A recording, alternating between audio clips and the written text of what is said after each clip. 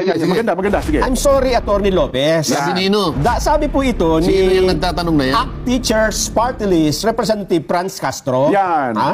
I'm sorry, Attorney Lopez. Yan. Dahil ikaw ang nakapirma dito, and according to our rule, one of the reasons is the undue interference in the conduct of proceedings. Yun. So, may I move na nag-violate si Attorney Lopez sa ating trabaho. May I move to cite Attorney Lopez in contempt. Yun. Sabi niya, undue interference Yes. on the job Yes. of this committee. Tama. Ng Kongreso. Kayo nga ang nanghimasok eh. Kanino ba trabaho yan in the first place? Opo. Ako po, ginawa ko lang ang tungkulin ko ayon po sa aking pagkakaintindi sa mga batas. Ang may mandato po na unang gagawa niyan, magsisiyasat, ay yung pong Confidential and Intelligence Fund Unit. Ng COA. Yun lang po, hindi po kayo. Ang ginawa ko po ay para paalalahanan lamang sila na yun po yung inyong mandato. Hindi po mandato ng Committee on Good Government. Sino po ngayon ang nakialam? Hindi po ba kayo? Dapat nga, Kong, yun ang lumutang. Bakit sasabihin mong ako nag-obstruct? Kayo po yung una eh. Hindi nyo po pinaraan ang proseso. Hindi nyo pinayagan na tumuloy ang proseso na sila muna po ang gaganap sa tungkulin na pagsisiyasat kung anuman yung aligasyon na hindi pagkakagasta ng tama dito sa aligasyon lang ito eh. Bakit po hindi nyo hinayaan ang proseso magtuloy-tuloy? Ano po ang dahilan? Bakit po kayo nakialam kaagad? Ano po naman ang speciality po ng inyong komite na mas marunong pa po kayo sa COA, kaya nga po sila ang binigyan ng mandato na saligang batas? Kayo po ba nakasulat sa mandato na saligang batas na gawain po nyo yan? Ano isasagot kaya nila? Bulat-latin mo yung buong Article 6 ng saligang batas. Okay, opo. Nelson, ano ba yung Article 6? Bakit ko sinasabi yan? Article 6? Pakita mo sa... Yung Article 6, yun ang kabuuan ng gawain ng Philippine Congress. Mapa Senado, mapa House of Representatives. Wala kang makikita dyan na panghihimasukan mo ang trabaho ng COA. Ganun. Paano Kaya dyan dapat kung ikaw ay si Congressman Joel Chua, sulatan mo rin si Representative Castro. Okay. Sasabihin mo lang sa... Dear Representative Castro, considering your enthusiastic action of meddling into the affairs of the COA, I respectfully request that you resign from the House of Representatives and apply for a suitable position at the Commission on Audit. Yun ang gusto mo eh. Member ka ng House eh. Ngayon, galugarin mo. Tagalog ba yun? Tagalog po yan. Kasi alam mo naman, Kapampangan ako eh. Nagpapakasiguro ako eh. Galugarin mo ang kabuuan ng Article 6 ng Saligang Batas na yan ay tumutukoy sa kabuuan ng gampanin ng Kongreso. Mapa Senado, mapa Kamara. Kunin mo dyan, kay Representative Castro, saan nakasulat dyan na ikaw ay makikialam bago pa matapos ng COA ang kanyang gawain? Dapat ganun ang nangyari. Dapat siya nakulong eh. Kung ako nandun, baka ako magpakulong sa kanya. Si Franz Castro po. Hindi, Kong, ang nangyari po Isipin mo, mas marunong pa sa abogada. Yung abogada, ginanap lang yan tungkulin niya. Bilang abogada, alam niya kasi. Totoo po. Alam niya confidential yan. Ngayon, ayaw niyo maging confidential. Ano bang katwiran? Bakit ba kayo ayaw naman yung naglululundag eh. Ako na magsasabi, naglulupasay na naman. Bakit kailangan yung maglupasay? At unahan ninyo ang isang opisina doon ay pinagtiwala sa kanila lamang at wala ng iba ang tungkulin na magsiyasat sa pagkakagasta ng ating pondo. Wala tayong kinakampihan dyan, ha? Totoo po. Katwiran por katwiran ko. Confidential nga eh. Maski sa tuntunin ng COA, confidential yan. Yung pagkakasulat mo lang na humihingi ka ng impormasyon sapagkat kayo'y mag-undertake ng kunwarian na investigation in aid of legislation, may problema na dun din.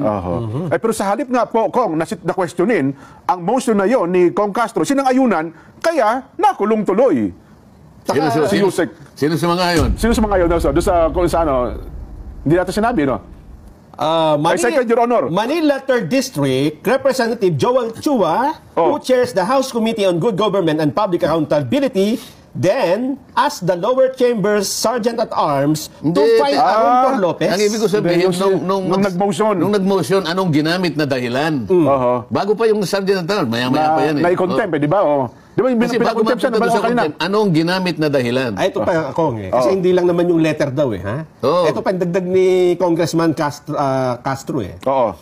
Tsaka nakita natin, hindi lang itong letter na ito, pati yung totality ng mga discussions pa kanina. Yun yung dahilan kung bakit nag-move tayo, ma-cite in contempt. So, I stand by my motion, Mr. Chair. Oo. Oo. Nang dahil lamang sa pagkakasabi niya na base sa totality ng ating discussion kanina pa, Oo. ako po ay naniniwala Evasive daw, Kong eh. na Very siya po evasive. ay... Ano yung evasive? Umiiwas sa mga... Palaiwas. Yes. Panayang Hindi po iwas. niya dinidiretso. Pero subukan natin i-analyze ha. Kasi meron tayong isang decision sa Korte Suprema din. Okay, opo. Ang sinasabi doon, the determination of whether the resource person or a witness is evasive or telling a lie will depend on the totality of evidence. Okay, opo. Hindi po pwedeng sasabihin niya. Tama yung sinabi ni Castro eh. Oho. Pero dapat isa-isahin natin. Baka kasi hindi naman siya nagsisinungaling. Ayaw lang niyang sagutin ng diretso. Opo. Dahil baka mapahiya ka. Maaaring pwede yun. Pwede. May katwiran ko. Di ba? Oho. Kasi tinetesting ka rin niya. Tingnan ko nga kanya kung naiintindihan niya ka kung yung sagot ko. Kasi kung nakakaintindi ka, Maunawaan marunong mo. kang magbasa in between lines. Yun. Di ba? Opo. Kasi kung wala namang, kung halimbawa hindi pinapayagan yung pagsagot ng subliminal, halimbawa, edi sana wala nang reading in between lines. Oo nga po, Kong. Parang pagrespeto. Parang pagtansya na rin. Kung itong taong ito na nagtatanong sa akin, talagang sagad sa puso na talaga naiintindihan Yun talaga, niya no? yung kanyang tinatanong. You are obstructing the work of this committee. Hindi niya naintindihan na sa kauna-unahan sila yung nag-obstruct. Hindi mo gawain yung Opo. kinuha mo eh. Ang sinasabi ng abogado, hindi po. Oho. Sinasabi ko lang po sapat confidential po ito eh. Totoo. Hindi po conclusive yung audit observation memo. Oho. Yung audit observation memo, appealable po yan. Yan po'y contestable. Yan po'y papaliwanagan pa. Oho. Anong hindi naintindihan doon sa paliwanag na yun? Ako naniniwala, naintindihan ni Atty. Zulaika Lopez ang sitwasyon. Knowing ko, may singit ko lang, nasa may singit ko lang, hindi pala bago kay Atty. Lopez ang pag-iimbestiga kung ang pag-uusapan ay graft and corruption. Kung sapagkat siya pala ay matagal na graft investigator ng Office of the Ombudsman sa buong Mindanao. Ayun pala talaga kanyang trabaho. Bago po siya naging city administrator ng Davao, chief of staff ng Office of the Vice President, dati siya palang investigador kung ang pag-uusapan ay graft and corruption sa tanggapan mismo ng Office of the Ombudsman. So, ibig sabihin, alam pala niya. Alam niya kung paano. Ang pasikot-sikot sa mga bagay na ito, Kong. Palagay ko nga. Oo, Kaya ang nga niya proseso. sinasabi na hindi conclusive yan. Sapagkat sa koneksyon ng kanyang naging gawain, Opo. alam niya na kapag galing sa COA, sabi ko nga sa'yo, notice of charge, Opo. notice of disallowance, audit observation memo, wala pong conclusion pa yan. Lahat po yan ay papayagan ka na ipaliwanag mo yan. Oho. Pangkaraniwan kasi, yung hinahanap nilang dokumento, ay hindi mo na isumite.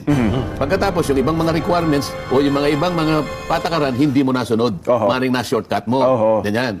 So, sasabihin niya, ito po yung aking, doon lang sa pangalan audit observation memo. Sa akin pong pagtansya, medyo nagkamali po kayo. Kaya binibigyan kanya ng pagkakataon, itamay mo.